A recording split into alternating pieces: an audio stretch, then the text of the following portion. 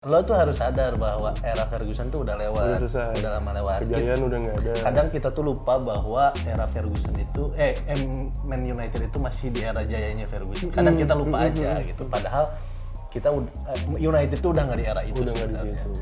Ya selamat menunggu 30 tahun ke depan. Nggak ada yang tahu sih. Gitu.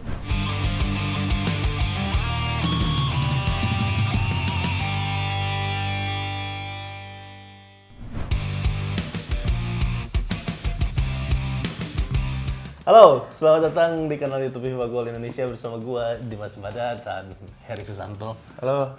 Seperti biasa, kita menemani tengah pekan kalian.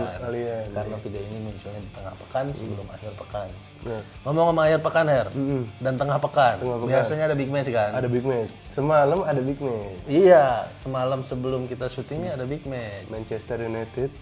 Again and again and again and again. Tersingkir dari Liga Champions. Nggak aneh sih kalau gue. Enggak lah. Emang siklus kehidupan tuh kadang di atas, kadang di United. Namanya. Lo tuh harus sadar bahwa era Ferguson tuh udah lewat, udah lama lewat. Kejayaan udah nggak ada. Kadang kita tuh lupa bahwa era Ferguson itu, Man United itu masih di era jayanya Ferguson. Kadang kita lupa aja gitu. Padahal kita United tuh udah nggak di era itu Udah nggak di sebenarnya. situ. Ya selamat menunggu 30 tahun ke depan. Nggak ada yang tahu sih. Gitu. Nah, United kalah, terus juga ada Tottenham. Ya. Kalau dari Inggris. Itu padahal di match sebelumnya tuh United ngalahin Tottenham. Betul. 3-2 via 3 gol Cristiano Ronaldo. Ya. Disupport sama Harry Maguire yang cetak gol bunuh diri ke United.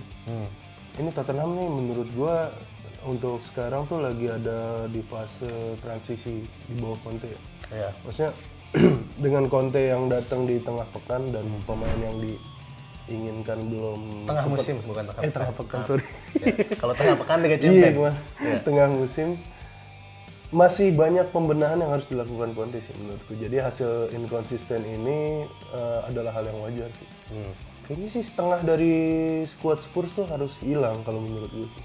Harus diganti. Iya, timnya pemain-pemain yang benar-benar Conte banget. Iya, harusnya sih begitu. Tapi kalau misalnya gue perhatiin, Her, sebetulnya trennya itu tidak selalu negatif Tottenham ini. Benar, ada menang. Ada yang menang, bahkan dia bisa menang 5-0 lawan Everton. Betul kan? Itu Secara statistik juga Spurs dalam 5 match terakhir tuh mereka menang 3 kali, betul. kalah 2 kali. Itu menurut gua hasil yang agak lumayan. Iya, bukan hasil yang buruk sebetulnya. Bukan hasil yang buruk. Gitu. Cuman kita biasa lihat Conte ya itu tadi kayak Conte di Inter gitu kan. Yang selalu konsisten menang. Betul. Gitu. Balik lagi ke masalah perspektif sih nih kalau mau kayak ini sih, maksudnya ekspektasi kita mungkin terlalu tinggi sama kayak MU tadi kan. Di bawah Ferguson, mungkin di bawah Conte ekspektasinya mau Spurs tuh lebih bagus, tapi ente nggak nyiapin duit buat Conte support. Daniel Levy-nya pelit, Her. Pelit, Iya. Siapa Daniel Levy. Daniel Levy. Iya bener kan? Daniel Levy kan. Iya, nah tapi gue melihat gini ya. Emang yang baik cuma Doni Salmanan doang. Dani sama doang. Di penjara.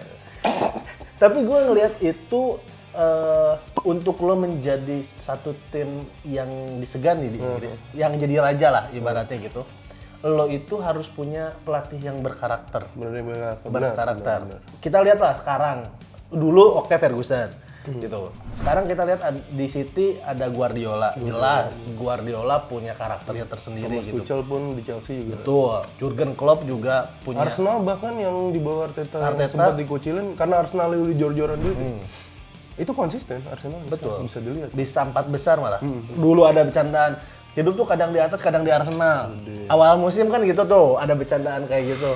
Nah mungkin ya itu tadi, Conte ini dari sisi karakter udah punya menurut gua. Bener. Gitu. Ya tinggal bagaimana Ya. Masalah support. Betul.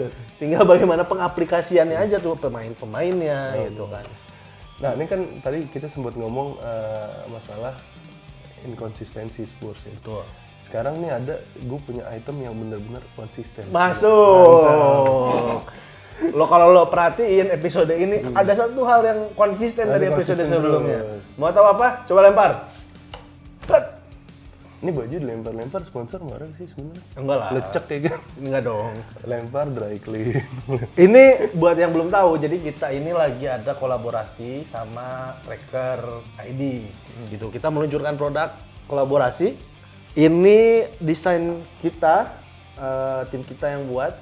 Orangnya ada di sini. Orangnya ada di sini. Nah, jadi ini adalah artikel Forza Indonesia. Oke. Terus juga ada satu lagi itu bisa dilihat di belakang.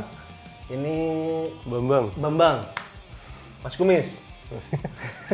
Bapak Pamungkas. Nah, jadi kalau misalnya lo mau ngecek produknya atau mau check out, itu bisa langsung klik di deskripsi below dan langsung di check out aja. Iya, benar. Ini bahannya Oh ya, adem banget, ini. Seadem ubin masjid abis dipel. Wih, bener banget. Gitu, tadi sampai mana ya? Sebelum Sampai konsistensi, lupa udah gue. inkonsisten balik lagi ke konsisten, balik lagi ke inkonsistensi. Ini menarik sih. Karena inkonsistensi itu di musim ini bukan hanya punya Spurs seorang, MU juga tadi kan. Iya. Terus Arema kalau di Indonesia Arema. Kalau di luar ada lagi satu tim dia punya modal gede, punya pemain bagus tapi pelatihnya itu. Ini kayaknya Spurs sama PSG harusnya di switch sih. Pochettino yang ke Spurs. Kan Kan udah. ke PSG nggak apa-apa lagi. Oh, maksudnya Conte yang ke PSG. Iya, kayak di Italia aja kan orang yang sama pernah nukangin tim berapa kali kan, kayak gitu. Dan menurut gue sih PSG nih inkonsistensi PSG terlihat dari saat mereka mengontek Mauricio Pochettino sebagai pelatih. Iya. Maksud gue dengan reputasinya yang hanya menangani Southampton terus Tottenham. Espanyol Tottenham. Itu paling bagus ya waktu sama Tottenham, yang dia ke final Liga Ke Champions. final Liga Champions. Tapi masalahnya saat lu biasa nyetir angkot terus disuruh bawa Ferrari ya? Oh iya benar. Nggak bisa lah, koplingnya aja beda. Belinya beda. Malah nggak diinjak. Nggak diinjek. Iya benar. PSG itu kurang apa lagi kalau misalnya kita lihat?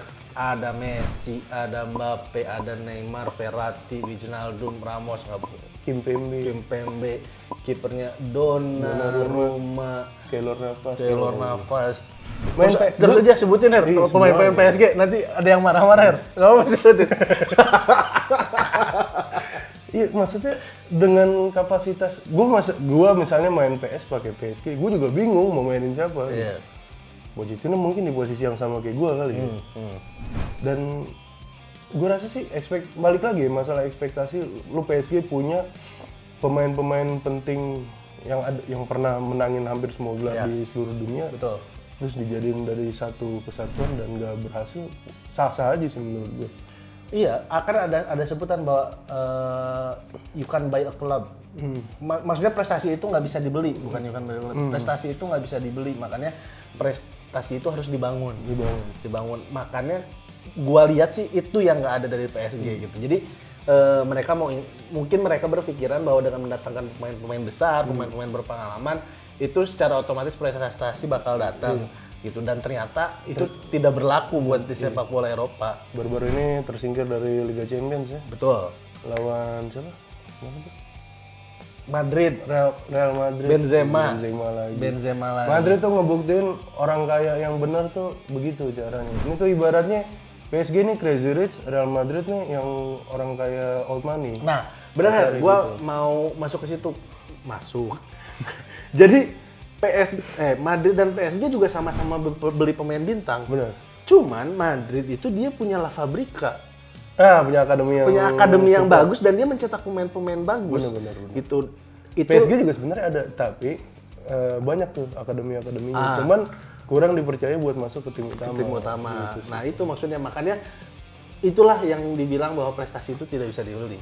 Jangankan Madrid ya, Manchester City yang seperti itu, yang mungkin kurang lebih sama kayak PSG itu prospek akademinya lumayan bagus. Tapi kan sekarang City itu udah memetik hasilnya Foden. Foden terus si McAtee, si Cole Palmer segala macam. Oke, pertama mungkin nggak apa-apa gitu ya. Cuman ya itu tetap pondasinya tuh harus dipersiapkan. Udahlah, PSG itu emang cuman bisa dibanggain pas lu main PS doang. Lu kalau punya duit, lu ibaratnya gimana? Lu punya Lamborghini cuman balapan sama Keong di Ligue 1 tuh, ya buat apa ya kan? Nggak ada prestis Nggak ada prestis. apapun gitu. Kalau misalnya, sorry itu bukan yang ngebandingin Liga sama Premier League ya. Kalau misalnya Premier League, secara duit kan klub-klub juga support banyak kan. Jadinya tuh lu ibarat nonton film nih Star Wars sama film produksi anak SMA. Jadi kalau Liga sama Iya, dan lawan-lawannya sulit dan itu yang membuat mereka menjadi berkembang gitu. Dan PSG karena lawan-lawannya juga mudah,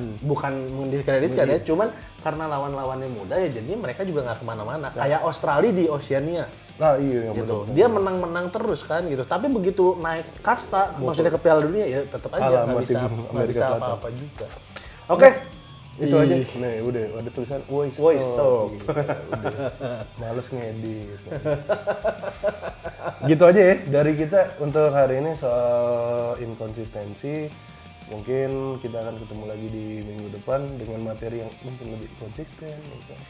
Jangan lupa produk yang tadi di check out, tinggal klik link di bawah ini, lo beli kita hidup. Kalau boleh kita hidup, jangan lupa untuk subscribe channel kita sama Di like, di share, di komen, diapain lah selalu asal jangan di report ribet urusannya. dan selalu update berita bola terbaru hanya di vivagol.com. Gue Dimas Bada undur diri. Gue Susanto, bye.